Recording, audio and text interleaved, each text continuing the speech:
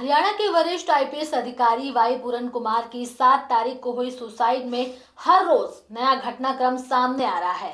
IPS की संदिग्ध हालात में खुदकुशी ने पूरे प्रदेश को झकझोर कर रख दिया है।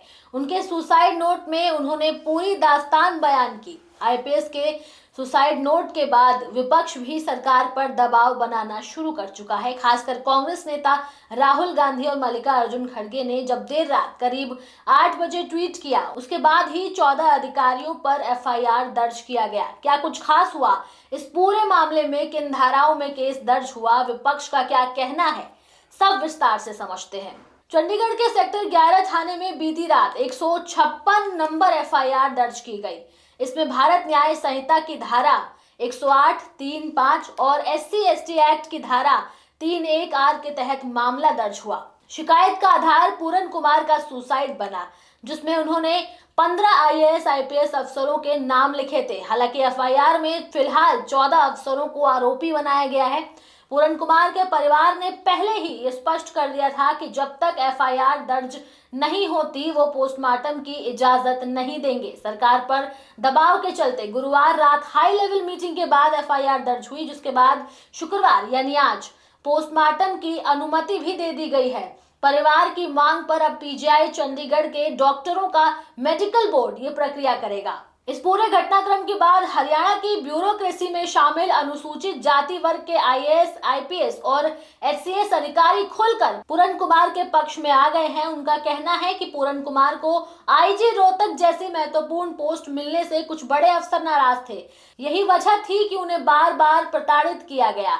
सीनियरिटी के बावजूद उन्हें कमजोर पोस्टिंग दी जाती रही। एक वरिष्ठ आईएएस अधिकारी ने मीडिया से बातचीत में नाम न छापने की शर्त पर बताया कि पूरन कुमार को सालों से साजिशन नॉन कैडर या नॉन मेनस्ट्रीम पोस्ट पर डाला जाता रहा। मार्च 2023 में उन्हें आईजी होमगार्ड बनाया गया। फिर नवंबर में आईजी टेलीकम्युनिकेशन की पोस्ट दी गई। ये भले ही कैडर पोस्ट थी, लेकिन मेन पुलिसिंग से बाहर मानी जाती है। वहीं अप्रैल 2025 में जब पूरन कुमार ने अपने दम पर आईजी रोहतक जैसी पोस्टिंग हासिल की, तब कई अफसरों की नाराजगी खुलकर सामने आई और सिर्फ 5 महीने बाद ही 29 सितंबर को उन्हें इस पद से हटाकर सुनारिया स्थित पुलिस ट्रेनिंग कॉलेज भेज दिया गया। वहां से 2 अक्टूबर को वो छुट्टी पर चले गए और 7 अक्टूबर को चंडीगढ़ स्थित अपने सरकारी आवास पर आत्महत्या कर ली।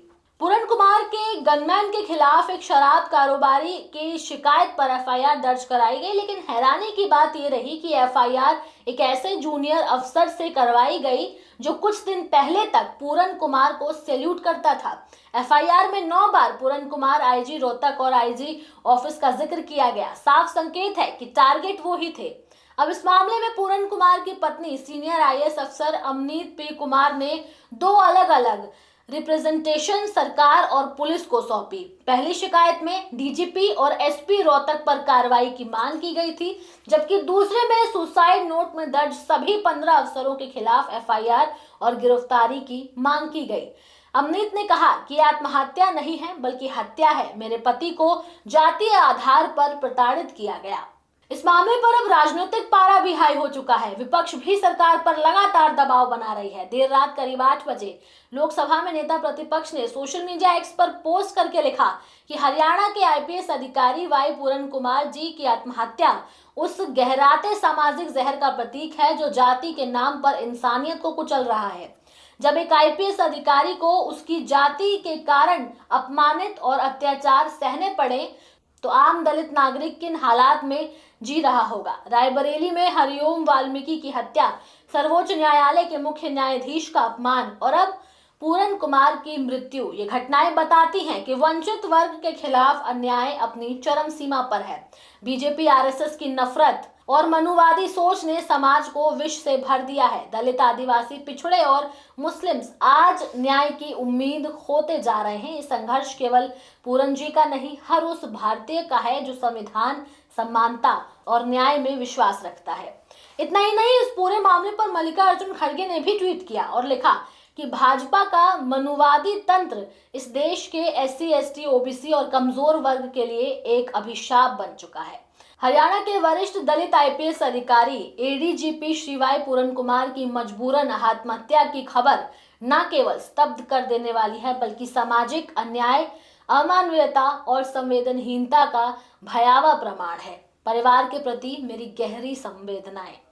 राहुल गांधी और खड़गे के इस ट्वीट के बाद ही उन अधिकारियों पर एफआईआर दर्ज किया गया और सरकार पर लगातार दबाव बनता रहा।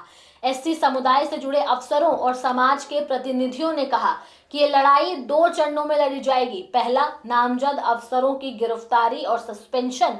दूसरा, सुसाइड नोट में जातीय उत्पीड़न के आरोपों की निष्पक्ष जांच और संभवतः सीबीआई जांच की मांग। आईपीएस पूरन कुमार की मौत अब केवल एक सुसाइड नोट तक नहीं रह गया। ये सिस्टम में मौजूद जातिगत भेदभाव, पद की राजनीति और मानसिक उत्पीड़न के खिलाफ एक बड़े आंदोलन का रूप लेता जा रहा है।